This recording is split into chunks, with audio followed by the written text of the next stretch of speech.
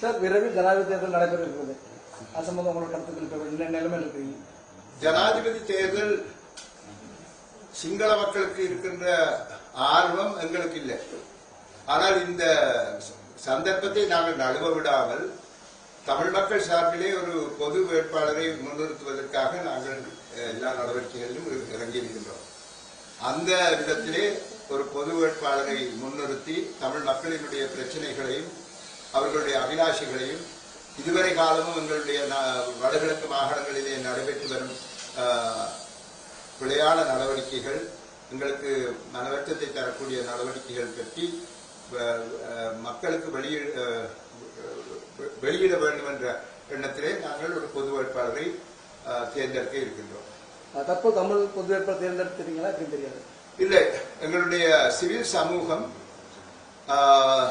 வடக்கு கிழக்கு மாகாணங்களிலே இருக்கும் பல இடங்களிலும் சென்று அங்கு இருக்கும் சிவில் சமூகத்தை அல்லது அந்த லோக்கல் தலைவர்களுடன் பேசி யாரை நீங்கள் தேர்ந்தெடுக்க ஆசைப்படுகின்றீர்கள் என்று கேட்டு அந்த பெயர்கள் எல்லாம் அவர்கள் ஒருமித்து எடுத்து பின்னர் ஒரு பொது கூட்டத்திலே, அதாவது சிவில் சமூகம் அரசியல் சமூகம் எல்லாரும் சேர்ந்து இதிலே யாரை முன்னிறுத்துவதென்று பிறகுதான் அவர்கள் தேர்ந்தெடுப்பார்கள்.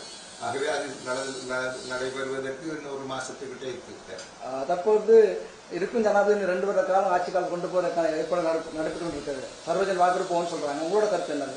நான் என்னிடம் இந்த கேள்வி கேட்கப்பட்டது. அதில் பிழையிலே என்றுதான் நான் கூறினேன். எல்லாரும் ஜனநாயகத்துக்கு முரணாக நீங்க சிந்திக்கின்றீர்கள் என்ற முறையிலே சொன்னார்கள்.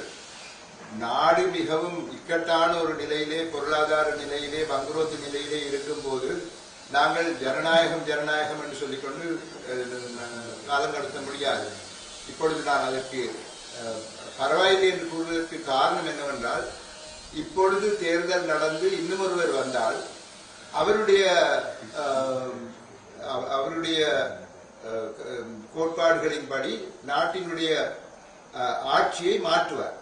அந்த மாற்றங்கள் ஏற்படும் போது நாங்கள் இப்பொழுது திருப்பி காட்டிக் கொண்டிருக்கின்ற கடன் சம்பந்தமான விடயங்களும் IMF-இல் இருந்து எங்களுக்கு கிடைக்கக்கூடிய சம்பந்தமான பணம் நிதி சம்பந்தமாகவும் பலவிதமான சிக்கல்களை எதிர்நோக்க வேண்டியிருக்கும். இந்த நிலையிலே அதுவும் இவ்வளவு தொகையான பணத்தை நாங்கள் செலவழித்து நாட்டிலே மேலும் ஒரு குழப்ப நிலையை ஏற்படுத்துவது அவசியமா என்ற அந்த எண்ணத்திலே தான் நான் அதை வரவேற்றேன். அப்ப சர்வஜன வாக்கெடுப்பு வருமானம் தான் உங்கள் ஆதரவு கட்டாயம் இருக்குதா? சர்வஜன வாக்கெடுப்பு வந்தால் அதை நான் எதிர்க்க மாட்டேன். அடுத்ததாக அதாவது அனுர்மதி சாநாயக், சஜித் பிரேமதாஸ் அவர்கள், ரணில் விக்ரமசிங்க அவர்கள் தேர்தலுக்கு போட்டியில் இருக்கிறாங்க. அப்ப அவங்களும் நீங்க ஆதரிக்க மாட்டீங்க? அதன் நோக்கம் என்ன உங்களோட? எங்களுடைய தமிழ் மக்கள் சார்பிலே ஒரு பொது வேட்பாளரை அவர்கள் நியமித்தால் அவருக்கு மட்டும்தான் நாங்கள் அவரோடு சேர்ந்து அவருக்காக நாங்கள் உழைப்பையுமே ஒழிய இதுவரை காலமும் நாங்கள் வாக்களித்து எங்களை கைவிட்டவர்களுக்காக நாங்கள் எதுவும் செய்ய வேண்டிய அவசியம் எங்களுக்கு இல்லை. ஆகவே பொது வேட்பாளர் நிறுத்தப்பட்டால் அவருக்குத்தான் எங்களுடைய வாக்கு செல்லும். தற்போது இந்திய பிரதம மந்திரி 3ஆம் தடவையாக வெற்றி பெற்றிருக்கிறாரு. அவர் கடிதங்கள் எதுவும் எழுதுங்க. கடிதத்தில் நம் நாட்டில் தமிழர் பிரச்சனை அது உள்ளடக்கப்பட்டுள்ளதா? கட்டாயம். நான் எழுதினது மாத்திரமல்ல, உங்களுடைய ஊடக அலுவலகங்கள் எல்லாருக்கும் அனுப்பிவிட்டாச்சு. இன்றைய காலையில் தான் அது வெளியில் போனது. அவருக்கும் நாங்கள் இதை நேற்றைய தினம் அனுப்பிவிட்டோம். அவரிடம் வந்து அவர் வடக்கு மாகாணத்திலே நான் முதலமைச்சராக இருந்த போது முதலிலே இலங்கைக்கு வந்த இந்திய தேசிய தலைவர் அவர்தான். ஆகவே அவ்வாறான ஒரு நிலையிலே அவர் எங்களுடைய பிரச்சனைகளை நன்றாக அறிந்து வைத்திருக்கின்றார் என்ற முறையிலே அவர் கட்டாயமாக எங்களுக்கு வருங்காலத்திலே ஒரு நல்லதொரு தீர்ப்பை அல்லது நல்லதொரு இந்த தீர்வை கண்டறிவதற்கு அவர் சகல நடவடிக்கைகளும் எடுப்பார் என்று நாங்கள் நம்புவதாக அதிலே எழுதியிருக்கின்றோம். அது ஒரு சமஷ்டி ரீதியான ஒரு செயற்பாடாக இருக்கும் என்றும் எதிர்பார்க்கின்றோம். அப்ப இதுக்குள்ள 13 திருத்த சட்டமா ஏதாவது எழுதப்பட்டுள்ளதா? 13 பற்றி நாங்கள் எதுவுமே எழுதவில்லை. காரணம் 13 ஏற்கனவே எங்களுடைய அரசியல் யாப்பிலே இருக்கின்ற ஒன்று. அதை அவர்கள் வழிநடத்தாமல் விட்டால் இலங்கை அரசாங்கம் நாங்கள் அவர்களுடன் தான் பேச வேண்டுமே ஒழிய இந்தியாவுக்கு போய் சென்று இந்த குழந்தை பிள்ளைகள் காய்க்கிற மாதிரி இங்க பாருங்க அவர் ஒன்றும் செய்யற இந்த வாங்க வந்து அப்படியெல்லாம் நாங்கள் சொல்ல வேண்டிய அவசியம் இல்லை. அது இவர்களிடம் தான் நாங்கள் அதை பேசிக்கொள்வோம். இருப்பினும் இந்திய அரசாங்கம் தற்போது வடக்கு கிழக்கு மாகாண பல இடங்களை வியாபார அதாவது தொழிற்சாலை அமைக்கிறதுக்கான ஏற்பாடு நடந்து கொண்டிருக்குது. அதன் ஒரு கருத்து என்ன சொல்றீங்க? அது என்ன மாதிரியான தொழிற்சாலைகளை அல்லது தொழிலகங்களை ஆலைகளை அவர்கள் நிர்மாணிக்க இருக்கின்றார்கள் என்பதை பொறுத்தது. சில நேரங்களிலே நாங்கள் செய்யும் அந்த விடயங்கள் எங்களுக்கு பாதகமாக அமையும். கரும்பாலைகளை உண்டாக்குவதாக முன்னர் கூறப்பட்டிருந்தது. கரும்பாலைகளால் எங்களுக்கு பல பிரச்சனைகள் ஏற்படுத்தக்கூடும் என்று எங்களுடைய எங்களுடைய அலுவலர்கள் கூறியிருந்தார்கள். என்னென்றால் அதற்கு கூடிய தண்ணீர் வேண்டும். எங்களுடைய நாடு தண்ணீர் இல்லாத ஒரு நாடு. 100 வருடங்களிலே இப்பொழுதுதான் யாழ்ப்பாணத்திலே இவ்வளவு தண்ணீர் இவ்வளவு மழை பெய்திருக்கு சொல்லியிருக்கிறார்கள். அப்ப உங்களுக்கு தெரியும் கிட்டத்தட்ட இந்த அளவுக்கு எங்களுக்கு தண்ணீர் இல்லாத ஒரு அஞ்ச நிலம் உண்டு. ஆகவே அவ்வாறான தொழிலாளர்கள் ஆலைகள் சம்பந்தமான விடயங்களை நாங்கள் பரிசீலித்து பார்த்து அதற்கு பதில் சொல்லலாமே ஒழிய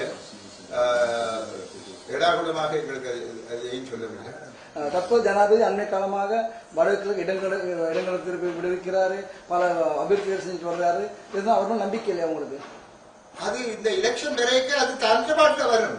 அவைக்கு சொல்லிக் கொடுக்க தேவையில்லை. எந்த ஒரு அரசியல்வாதிக்கும் எலெக்ஷன் வந்த உடனே நாங்கள் இதை தரணும் அதை தரணும் என்ன செய்வினோம் இதை செய்யணும் எல்லாம் செய்வினோம். ஆனா அதுக்கு பிறகு தான் மறந்துடுவோம். ஆகவே இதை நாங்கள் கண்டு கண்டு நாங்கள் பழக்கப்பட்டு விட்டோம். ஆகவே இதிலே நாங்கள் வேறு இடத்துக்கு அழைக்க முடியும்.